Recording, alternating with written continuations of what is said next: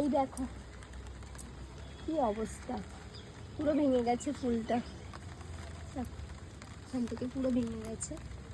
এটা আজকে ফুটতো, বৃষ্টির জন্য এটা পুরো ভেঙে গেছে।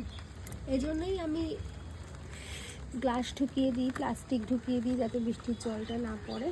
তো তুলে নিলাম ফুলটাকে, আর এটাকে ফোটাবো।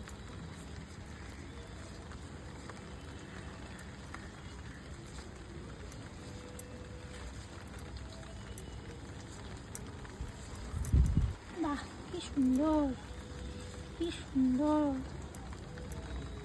অপূর্ব, অপূর্ব সুন্দর।